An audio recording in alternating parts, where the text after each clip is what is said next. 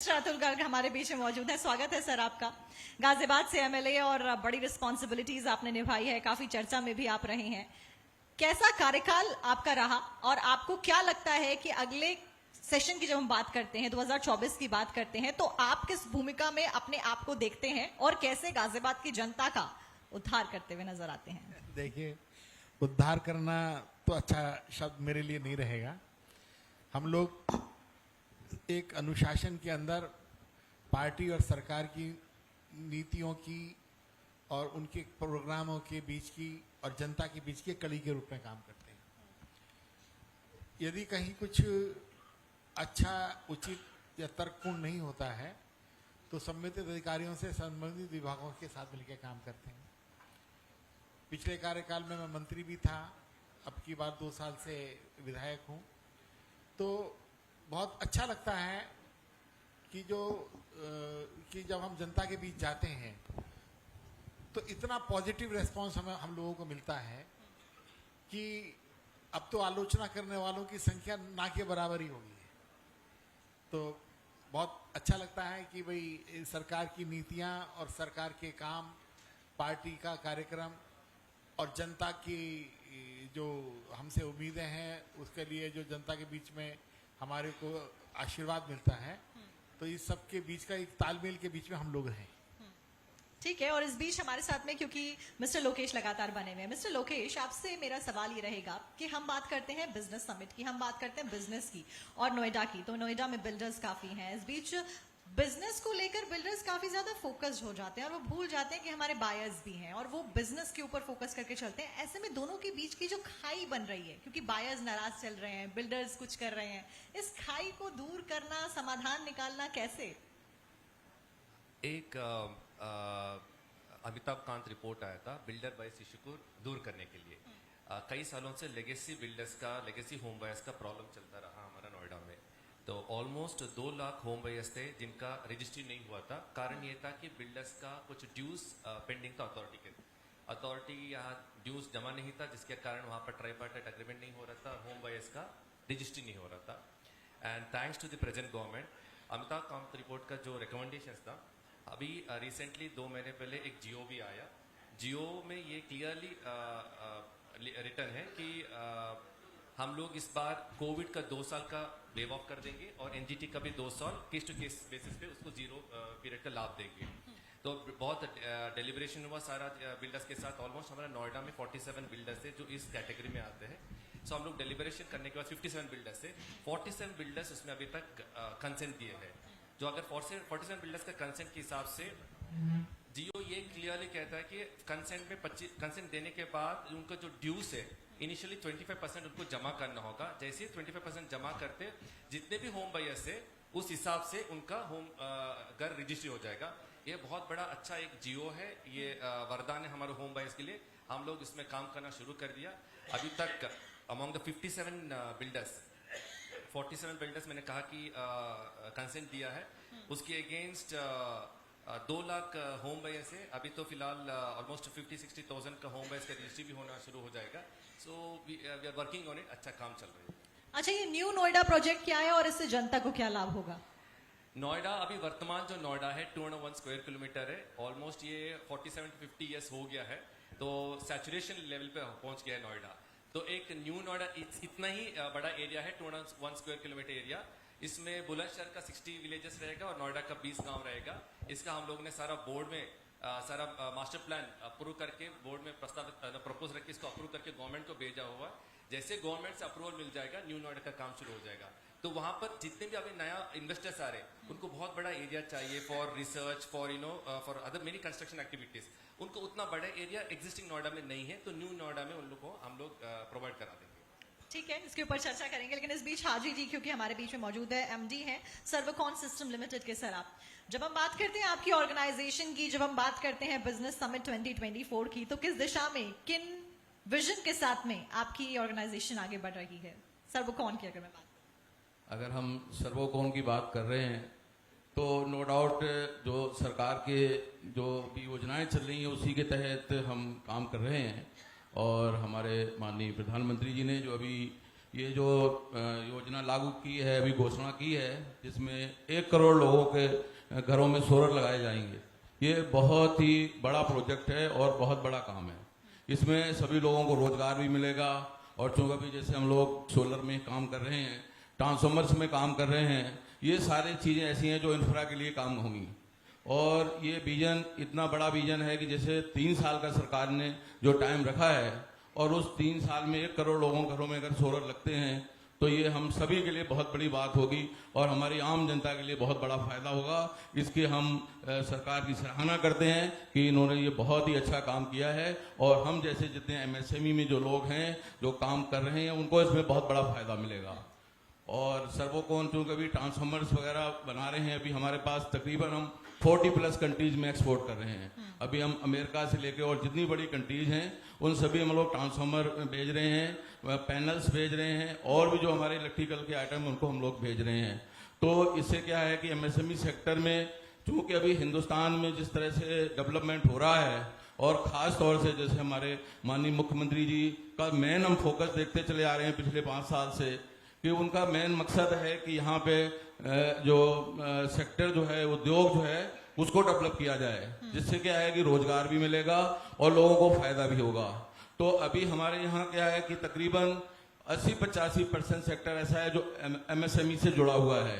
और जो माननीय मुख्यमंत्री जी की एक सपना है कि यहाँ पे 1 ट्रिलियन इकोनॉमी हमारी होगी, और जिसमें अभी 40 लाख करोड़ का इन्वेस्टमेंट हुआ है, तो उसके अंदर जो है ना, ये जो हमारा छोटा सेक्टर है, जो हमारे छोटे उद्यमी भाई हैं, वो तकरीबन 70-80% हैं। तो उनके बगैर जो है ना ये सपना संभव नहीं हो पाएगा। तो इसमें बहुत ही तेजी से सरकार इसमें उनकी मदद कर रही है। जो नए लोग आ रहे हैं उनकी मदद कर रही है। जैसे अभी हमारा ये CGT करके एमएसएमई का एक ये योजना चल रही है, उस योजना के तहत अगर आपके पास कोई बैंक से लोन लेने के लिए आपके पास कोई कोलेटरल नहीं भी है, तब भी जो है ना आपको बगैर उसके भी सरकार उसमें लोन दे रही है। तो कोई भी आदमी जो है ना इसमें, नया छोटा व्यापारी भी उसमें लोन ले सकता है और इस योजना का फायदा उठा सकता है।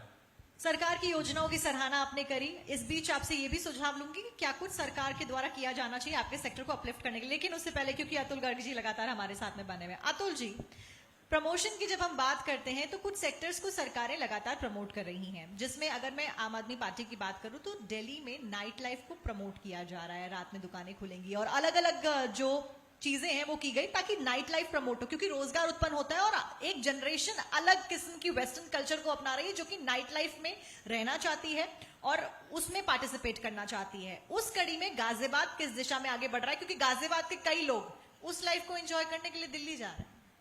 ऐसा आपके पास जो सूचना है वो थोड़ी सी कुछ दिन पुरानी है, अब ऐसा नहीं है। अब बहुत बड़ी मात्रा में दिल्ली के लोग शादी करने भी गाजियाबाद आ रहे हैं। मैं नाइट लाइफ की बात, क्लब्स, कल्चर, कैफेज, वो बात बताता हूँ। मैं आपको इनवाइट करूंगा, आपकी जब पूरी टीम रात को यहाँ 9-10 बजे तक फ्री हो जाए तो एक बार आप इंदिरापुरम जाइए, एक बार आप वैशाली जाइए, आप कौशाम्बी के बाजार देखिएगा। आपको वहाँ का माहौल ऐसा लगेगा कि बेफिक्र होकर के जो हमारे देश के युवा हैं, युवा युवती हैं, शाम को 6-7-8 बजे तक ऑफिस से आए, खाना खाने भी बाहर ही जाते हैं। 11-12 बजे भी आपको बहुत अच्छी चहल पहल नजर आएगी। 10 साल पहले एक डर का माहौल था, वो समाप्त हो चुका है। केवल ये नाइट लाइफ की बात नहीं कर रहा हूं मैं, हर क्षेत्र की बात कर रहा हूं। अगर आप ये दिल्ली से कई हजार लोग अपना बिजनेस ट्रांसफर करके गाजियाबाद, पिलखवा, हापुड़, बुलंदशहर तक पहुंच गए। अभी यहाँ पर CEO साहब बैठे हैं, अगर इनसे हम प्लॉट मांगे कि भाई हम कुछ लोगों को इंडस्ट्री लगाने के लिए प्लॉट देना चाहते हैं, तो ये बाकायदा कहेंगे अच्छा एप्लीकेशन दे दीजिए, लाठी निकाल करके देंगे। पहले किसी जमाने में वहां पर 80% प्लॉट खाली पड़े थे, आज 80% लोगों को ये लाइन में लगा करके प्लॉट दे रहे हैं और लोग इस बात के लिए समझौता करने के लिए तैयार हैं कि सिकंदराबाद, बुलंदशहर तक जा रहे हैं। तो जो यहाँ का युवा वर्ग है उसको पूरा कॉन्फिडेंस है, कोई डर नहीं रहा है। और आपको नाइट लाइफ के साथ एक चीज जोड़ के बताता हूँ, गाजियाबाद के अंदर ई रिक्शा चलाने वाली महिलाओं की संख्या कई हजार हो चुकी। तो यहाँ का जो माहौल है और दिल्ली का जो माहौल है वो उसमें कहीं कोई कमी नहीं है, बल्कि कभी कभी तो मुझे लगता है कि दिल्ली से ज्यादा बेटर है। थोड़ा तो करने की जरूरत है गाजियाबाद में। नहीं देखिए, उस दिशा में मैं ये, क्योंकि पहले तो मैं लोकेश जी को चाहूंगी कि आप जवाब दीजिए। आप कुछ कह रहे थे सर को, सर के जवाब। मैं यही कहना चाहता हूँ कि एटमॉस्फेयर बहुत कंड्यूसिव है इन्वेस्टमेंट के लिए। मतलब अभी सर कह रहे थे कि लॉटरी सिस्टम में लग रहा था, अब तो ई ऑक्शन सिस्टम है, बहुत ट्रांसपेरेंट है, बहुत अच्छी सिस्टम है एंड कोई भी लोग अप्लाई कर सकते हैं और प्लॉट अभी कोई कंप्लेंट नहीं मिलेगा, डायरेक्टली थ्रू ई ऑक्शन वो लोग प्लॉट ले सकते हैं। तो अच्छा एक सिस्टम अभी इंट्रोड्यूस किया हुआ है एंड मैं चाहता हूँ कि ज्यादा से ज्यादा लोग पार्टिसिपेट करें और जो भी हम लोग प्लॉट स्कीम में फ्लोट करते हैं, चाहे वो रेजिडेंशियल प्लॉट हो या कमर्शियल प्लॉट है या होटल्स प्लॉट है, व्हाटएवर प्लॉट है, तो लोग उसका लाभ उठाएं। अच्छा, आपका क्या विचार है जो बात मैंने गाजियाबाद के लिए कही कि नाइट लाइफ को प्रमोट किया जा रहा है, क्योंकि गुरुग्राम में भी अब इसी तर्ज पर आगे प्रमोशन चलने शुरू हो गए हैं, उस बीच आपका क्या कुछ मानना है इस पूरे पर्सपेक्टिव को लेकर? हम भी चाहते हैं कि क्योंकि नोएडा में भी एक आईटी हब है, वहां पर बहुत सारा आईटी प्रोफेशनल्स रहते हैं। अगर उनको सैटरडे संडे कहीं बाहर जाना है तो उन लोग को नोएडा से बाहर क्यों जाना है? अगर हम कोई पर्टिकुलर एरिया कमर्शियल हब को बना दिया, अगर कोई अच्छा रेस्टोरेंट्स का चांस दे रहे हैं वहां पर, तो नोएडा में फुटफॉल इंप्रूव हो जाएगा। तो यहाँ का लोग अगर दिल्ली जा रहे हैं, गुड़गांव जा रहे हैं या रेस्टोरेंट्स के लिए और इस तरह, तो अगर नोएडा में डेवलप हो जाएगा तो लोग वहां से यहाँ आएंगे, तो हमारा नोएडा में बिजनेस एक्टिविटीज बढ़ेगा। तो ये बनना, इस तरह बनना भी कोई दिक्कत नहीं है। रेस्टोरेंट्स अगर इस तरह खुलने में कुछ दिक्कत कहना चाह रहे हैं? हम नोएडा नहीं जाने देंगे, हम गाजियाबाद में रखेंगे। हमारे पास आरडीसी भी है, हमारे पास हम क्यों जाने देंगे नोएडा लोगों को? हमारा गाजियाबाद हमारा गाजियाबाद ज्यादा अच्छा है। अभी नेताजी यहाँ पर मौजूद थे, जसवंत सिंह जी और जनरल वीके सिंह जी, बार बार यही दोहराया गया कि हम एनसीआर की बात नहीं कर रहे हैं, हम नोएडा गाजियाबाद की बात नहीं कर रहे हैं, हम यूपी की बात कर रहे हैं, हम देश की बात कर रहे हैं। मैं कहना चाहता हूँ कि नोएडा में भी एक अच्छा कमर्शियल स्ट्रीट बन जाए, गाजियाबाद में भी अच्छा कमर्शियल स्ट्रीट बन जाए जो वर्ल्ड क्लास का हो। हमको अट्रैक्ट करने गुड़गांव और दिल्ली से। देखिए, भारत एक युवा प्रधान देश है। प्रधानमंत्री नरेंद्र मोदी ये बात न केवल नेशनल बल्कि इंटरनेशनल प्लेटफॉर्म पे दोहराते हैं, और आज का युवा कहीं ना कहीं वो वेस्टर्न कल्चर अडॉप्ट कर रहा है, और वेस्टर्न कल्चर अडॉप्ट करने में नाइट लाइफ बहुत अहम है। तो मुझे ऐसा लगता है कि उस दिशा में गाजियाबाद और नोएडा दोनों को सोचना चाहिए, क्योंकि ये युवा दिल्ली क्यों जा रहा है? अतुल जी। मैं मान नहीं रहा हूँ कि बहुत ज्यादा जा रहा है, मैं आपकी बात को स्वीकार नहीं कर रहा, लेकिन जा रहा है, बहुत ज्यादा नहीं जा रहा। आपको मैंने इनवाइट करा ना कि आप मेरे आरडीसी आइए ना, आप मेरे कविनगर आइए। देखिए, एक छोटा सा फर्क ये है कि जो गाजियाबाद का जो विकास हुआ वो बहुत देर से शुरू हुआ। हमारा दुर्भाग्य ये है कि यहाँ कुछ दिन के लिए कल्याण सिंह रहे, फिर उसके बहुत दिनों बाद अब योगी जी आए। उसके बीच के जो गैप के अंदर एक जो परसेप्शन बना वो इतना कड़वा और खराब बना कि अब वो परसेप्शन ठीक हुआ है। वो ठीक होने के बाद में जो इंफ्रास्ट्रक्चर चाहिए, जो डेवलपमेंट जिस तरीके का चाहिए, तो वो इस 10 सालों के अंदर ही बनना शुरू हुआ है, इस 10 सालों के अंदर ही बनना शुरू हुआ है। और गाजियाबाद को एक बिगड़ी हुई चीज को ठीक करना और एक बिल्कुल ही नए सिरे से किसी चीज को बनाना। आज नोएडा की किस्मत अच्छी है कि यहाँ वहां कुछ था ही नहीं पहले, तो वहां पर आप जैसा मर्जी पेंट कर सकते हैं। पूरा स्क्रीन खाली था, पूरा का पूरा कैनवास खाली था, जैसे मर्जी पेंटिंग करिए। अभी हमारे गाजियाबाद के अंदर हमको जो है बहुत सारी चीजें ठीक करनी पड़ी है, लेकिन मैं आपको फिर यकीन दिलाता हूँ, स्क्रीन तो राजनगर एक्सटेंशन का भी आपको खाली मिला था। नहीं तो ठीक हो गया ना। मैं तो कहता हूँ कि आपको वहां पर फूड कम से कम 200-300 तरह की वैरायटी मिलेगी। वहां पर आपको तरह तरह की, अब मैं कल रात में आ रहा था, रात को करीब 9:30 बजे, तो मैंने वहां एक जिम में देखा 3rd फ्लोर पे ज्यादातर जो युवतियां थी वो एक्सरसाइज कर रही थी 9-9:30 बजे। तो अब मेरे गाजियाबाद में कोई कमी नहीं है मैडम, प्लीज यकीन करिए। लॉ एंड ऑर्डर के ऊपर तो मेरा खुद का सवाल नहीं, क्योंकि मैं खुद जाती हूँ और 9-9:30 10 बजे भी जाती हूँ, तो उसमें को तो मेरा कोई सवाल है ही नहीं। इस बीच हाजी जी, आपसे मेरा सवाल रहेगा और आखिरी सवाल रहेगा इस पैनल का। आपने बताया सरकार की सराहना के बारे में, सरकार ने क्या कुछ आपको हेल्प आउट किया, उस बीच क्या वो चीज होगी जो आपके सेक्टर को अपलिफ्ट करने के लिए आप निवेदन करेंगे सरकार से, वो थोड़ा बहुत कंट्रीब्यूट करना चाहिए और करना चाहिए, ताकि वो स्थिति और ज्यादा बेहतर हो, और अगर बेहतर है तो बेस्ट हो? सरकार से हम यही निवेदन करना चाह रहे हैं कि चूंकि हम लोग ट्रांसफार्मर इंडस्ट्री से आते हैं और इसके अंदर एक लेमिनेशन कोर लगती है जिसको CRGO कोर होती है, वो अभी इंडिया के अंदर उसका प्रोडक्शन ना के बराबर हो रहा है और इसमें लाखों करोड़ों डॉलर्स का जो मटेरियल है इंपोर्ट होता है इंडिया में। उसकी वजह से हमारे ट्रांसफार्मर की कॉस्ट भी बढ़ती है। तो हमारा सरकार से ये निवेदन है कि इसके ऊपर काम किया जाए और बाहर से जैसे अभी जर्मनी से या जापान से और उधर दूसरी जगह से ये मटेरियल आता है और हजारों टन मटेरियल आता है, क्योंकि इंडस्ट्री ट्रांसफार्मर एक बहुत बड़ी इंडस्ट्री है और एक हमारा जो प्रोडक्ट है न्यूट्रल प्रोडक्ट है। आप चाहे होटल, हॉस्पिटल, बिल्डिंग्स कुछ भी बनाते हैं तो उसमें एक ट्रांसफार्मर की जरूरत पड़ती है। बगैर ट्रांसफार्मर के आप कुछ भी नहीं चला सकते हैं, तो उसकी जो ना कॉस्ट ज्यादा होती है। तो अगर ये मटेरियल यहाँ पे बनने लगेगा तो हमें उम्मीद है कि हमारी उसकी कॉस्ट काफी कम होगी और उसकी वजह से एक आम जनता को उसका फायदा होगा। दूसरा, जैसे अभी सरकार काफी वो कर रही है माइक्रो कंट्रोलर्स के लिए भी अभी काफी प्रयास हो रहे हैं और अभी बड़े बड़े लग रहे हैं यहाँ पे, और आने वाले टाइम में हमें लग रहा है कि 1-2 साल के अंदर माइक्रो कंट्रोल्स यहाँ कंप्लीटली बनने लगेंगे। और जब जैसे सोलर पैनल बन रहे हैं उसके अंदर जो मॉड्यूल्स हैं वो भी अभी बाहर से आ रहे हैं।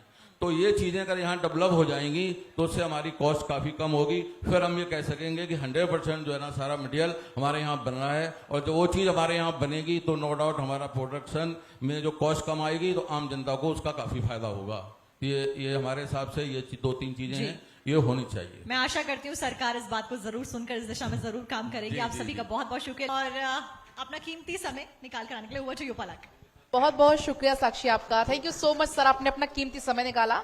लेकिन मैं चाहूंगी आप स्टेज पर सर बने रहिएगा, क्योंकि स्टेज पर आप बने रहिएगा। हम कंसल्टिंग एडिटर मिस्टर शिशिर अवस्थी को मैं आप कहूंगी sir please come on the stage, क्योंकि इतना कीमती समय निकाला। तो एक भारत 24 की तरफ से छोटा सा स्मृति चिन्ह हम आपको भेंट करना चाहते हैं सर।